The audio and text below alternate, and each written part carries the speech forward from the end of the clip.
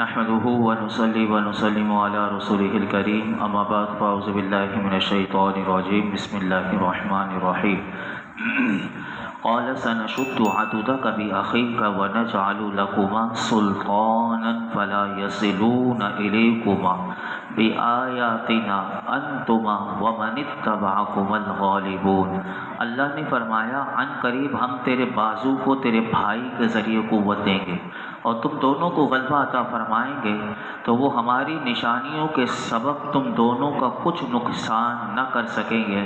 تم دونوں اور تمہاری پیروی کرنے والے غالب آئیں گے۔ اللہ تعالیٰ نے حضرت موسیٰ علیہ السلام نے گزشتہ کل آپ نے سماعت کیا تھا کہ اللہ کی بارگاہ میں دعا کی تھی، آپ کی دعا قبول ہوئی اور آپ سے ارشاد فرمایا کہ ہم تیرے بھائی کے ذریعے تمہیں قوت دیں گے اور تمہاری مدد کریں گے اور تم دونوں کو غلبہ اور تسلط عطا فرمائیں گے اور دشمنوں کے دلوں میں تمہاری ہیبت بٹھا دیں گے، لہٰذا تم فرعون اور اس کی قوم کے پاس جاؤ، وہ لوگ ہماری نشانیوں کے سبب تم دونوں کا کچھ بھی بگاڑ نہ سکیں گے، بلکہ تم دونوں اور تمہاری پیروی کرنے والے ہی ان پر غالب آئیں گے۔ یہ پہلے سے اللہ تعالیٰ نے غیبی خبر بھی دے دی کہ آپ پر جو ایمان لائیں گے آپ وہ بھی کامیاب ہوں گے اور وہ بھی غالب آئیں گے اور آپ دونوں بھی غالب آئیں گے۔ فلما جاءهم موسى بآياتنا بينات قالوا ما هذا إلا سحر مفترى وما سمعنا بهذا في آبائنا الأولين۔ پھر جب موسیٰ ان کے پاس ہماری نشانیاں لے کر آئے تو فرعونیوں نے کہا یہ تو صرف ایک بناوٹی جادو ہے اور ہم نے اپنے اگلے باپ داداؤں میں یہ بات کبھی نہیں سنی۔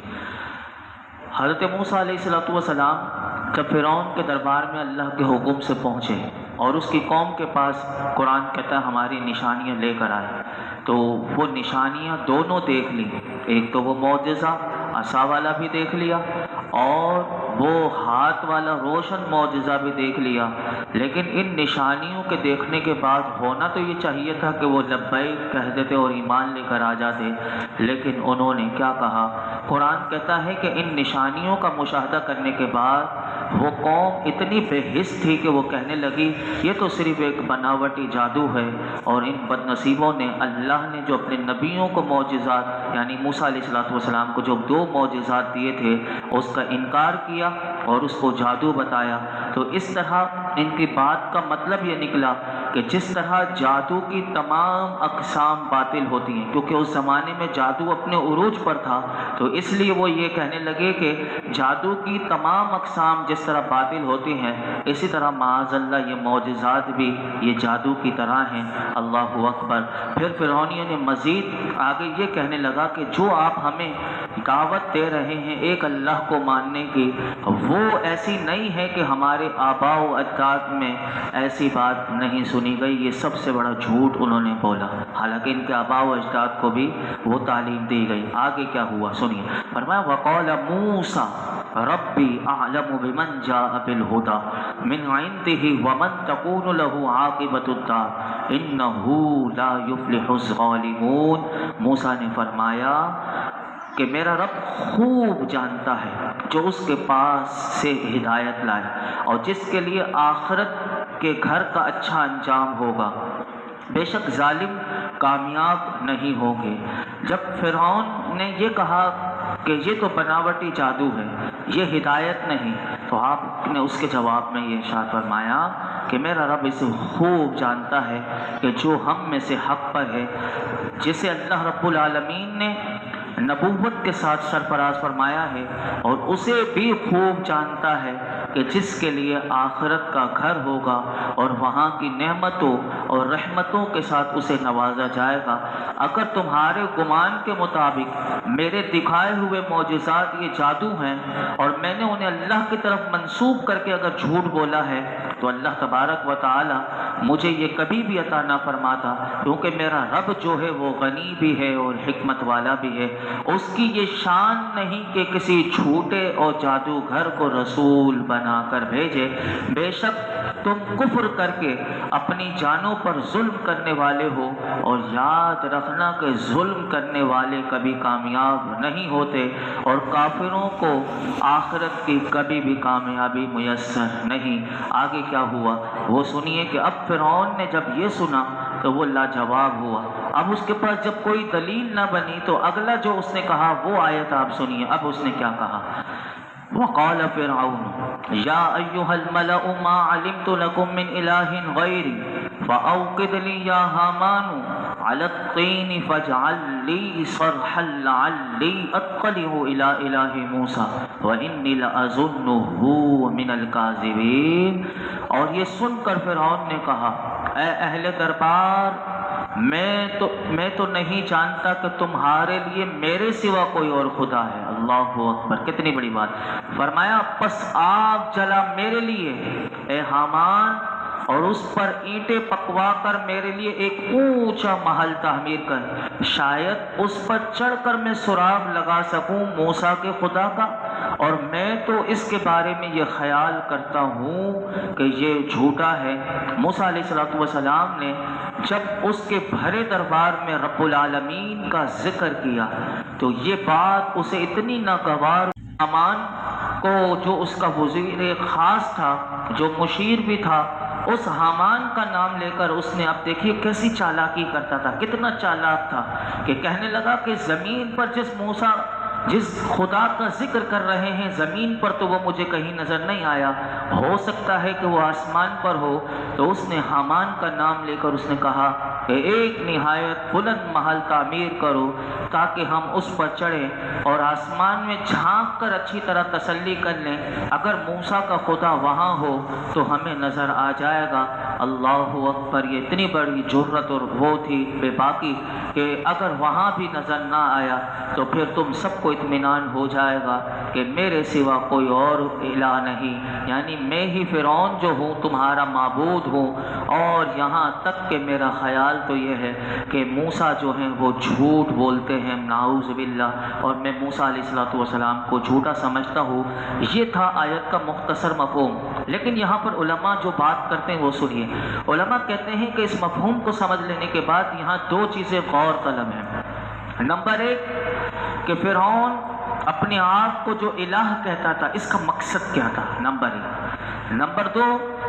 اس نے حامان کو بلند مینار تعمیر کرنے کا حکم کیوں دیا، کیا وہ بنایا بھی گیا یا نہیں؟ تو امام فخر الدین رازی رحمۃ اللہ علیہ نے اس کا جواب دیا۔ آپ فرماتے ہیں کہ وہ جو اپنے آپ کو الہ کہتا تھا، اس الہ کہنے کا مقصد ہرگز یہ نہ تھا کہ وہ زمین و آسمان کا خالق ہے۔ پہلے یہ دیکھیے گا، سمجھیے گا کہ وہ الہ کہنے کا مقصد ہرگز نہیں تھا کہ وہ زمین و آسمان کا اپنے آپ کو خالق کہتا ہو،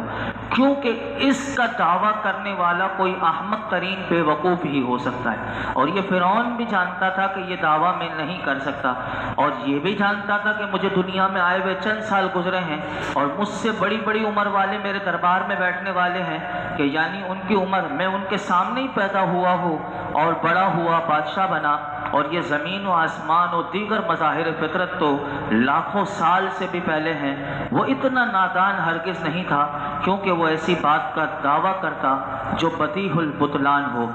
الہ کے دعوے سے اس کا مقصد یہ تھا کہ وہ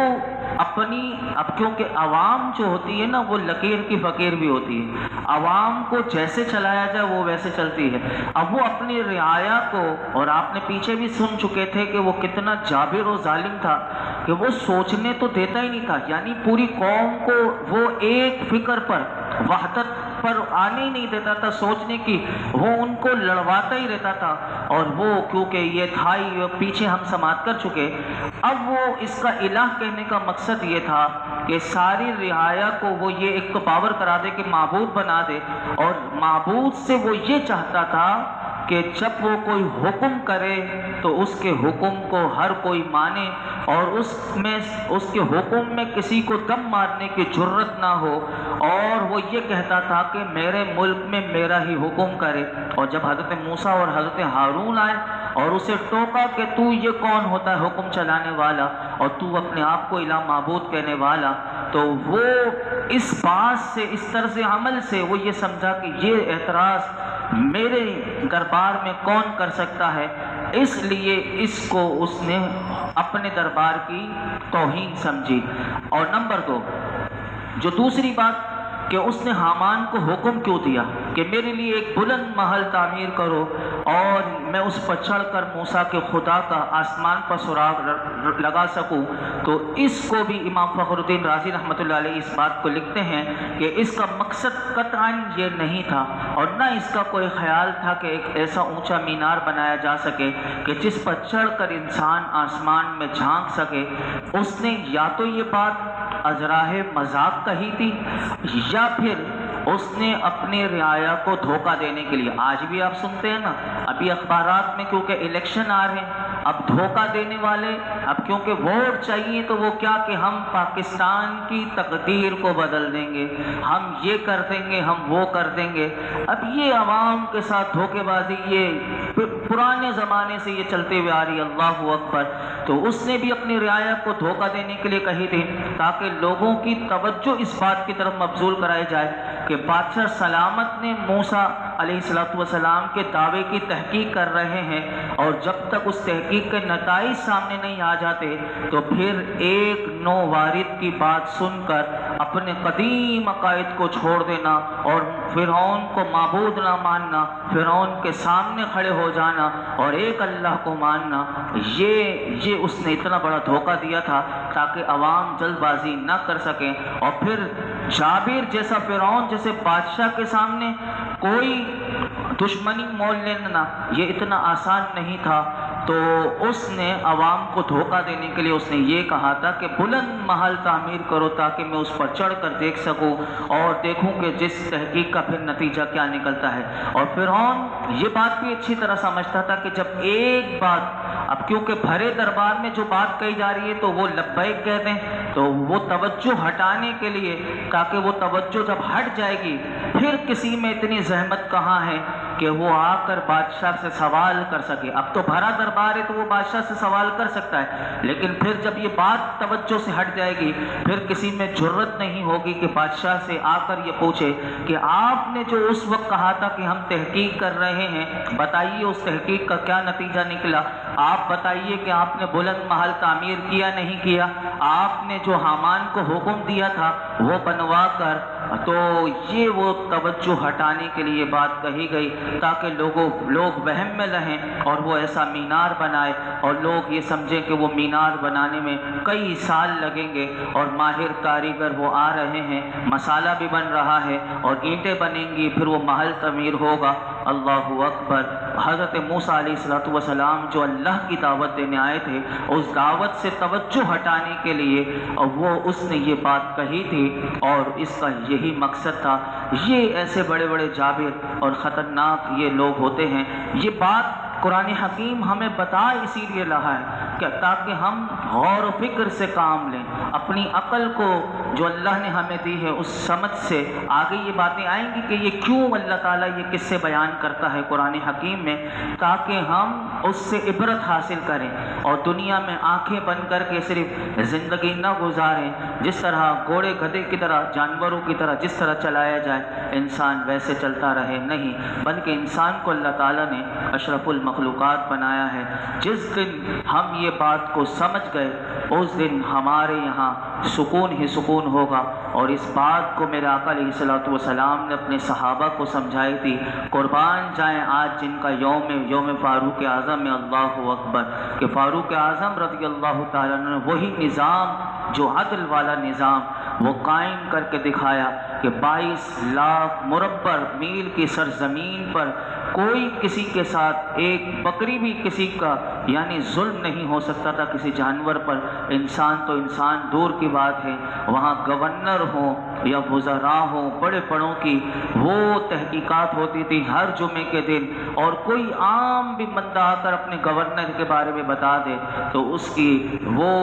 شکایت کو اچھی طریقے سے سن کر اس پر عمل درآمد ہوتا تھا۔ لیکن آج تو یہاں کوئی کسی کی شکایت کر دے تو پھر وہ یا تو اس کے گھر والے میں سے وہ نہیں بچے گا یا پھر اس کا جو انجام ہوتا ہے وہ بھی ہم دیکھتے ہیں۔ ہم اللہ کی بارگاہ میں یہ دعا کرتے ہیں، آج نئے سال کا آغاز ہوا، اللہ یوم فاروق اعظم کے صدقے میں ہمیں بھی اچھے نیک صالح حکمران عطا فرمائے اور فاروق اعظم کا کوئی غلام عطا فرمائے کہ ہمارے ملک پاکستان میں بھی اللہ امن و سلامتی، برکتیں، رحمتیں عطا فرمائے اور ہم سب کی، ہمارے گھر والوں کی بھی اللہ خیر فرمائے۔ ایک مرتبہ سورہ فاتحہ، 3 مرتبہ سورہ اخلاص، خلیفہ ثانی امیر المؤمنین سیدنا عمر فاروق اعظم رضی اللہ تعالیٰ عنہ کی بارگاہ میں پیش کرنے کی نیت سے پڑھ لیجیے۔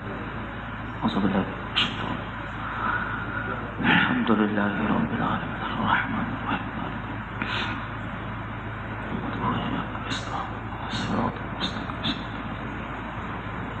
قل هو اللہ احد اللہ الصمد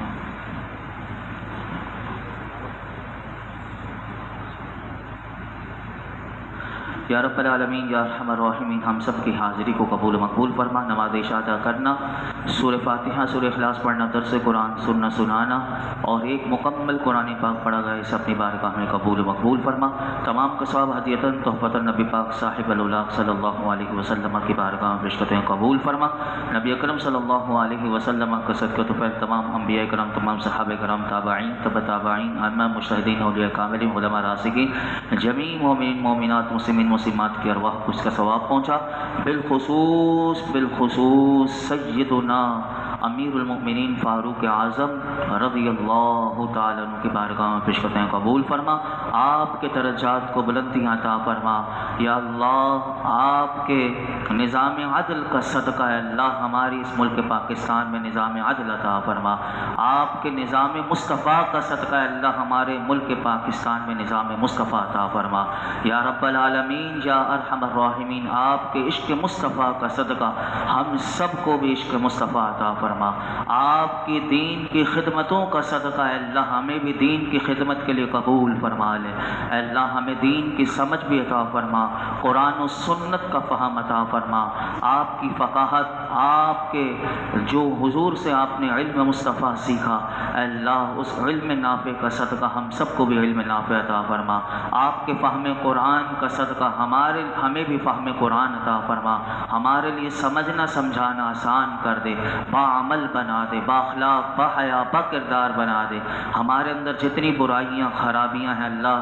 فاروق اعظم رضی اللہ تعالیٰ عنہ کا صدقہ ہے اللہ، ہماری ساری برائیاں ہمارے اندر سے دور کر دے، ہماری بے حساب مغفرت فرما، ہمارے والدین کی، میرے آقا کی، تمام امت کی مغفرت فرما۔ نئے سال کا آغاز آج سے ہوا اللہ، اس نئے سال کو ہمارے لیے، ہمارے ملک کے لیے، پوری عالم اسلام کے لیے امن و سلامتی والا، برکتوں والا، رحمتوں والا سال بنا دے اللہ۔ حضور کی امت کی خیر فرما، حضور کی امت کی خیر فرما، ہم سب کی، ہمارے گھر والوں کی خیر فرما، ہماری جھولیوں کو بھر دے، ہماری مرادوں پر اپنی رحمت کی نظر فرما۔ آج تک جتنی دعائیں کی ہیں آئندہ کریں گے، سب دعاؤں کو قبول فرما۔ جو بیمار ہیں اللہ سب کو شفا عطا فرما۔ ایک نمازی ابھی انہوں نے دعا کے لیے کہا، خلیل صاحب، ان کے ہاتھ میں کوئی تکلیف، عبدالعزیز صاحب وہ کینسر کے مرض، کئی نہ جانے کون کون سے امراض میں اللہ سب کو شفا دے دے، سب کی بیماریاں دور کر دے۔ وصلی اللہ تعالی علی خیر خلقہ محمد وعلی آلہ وصحبہ اجمعین۔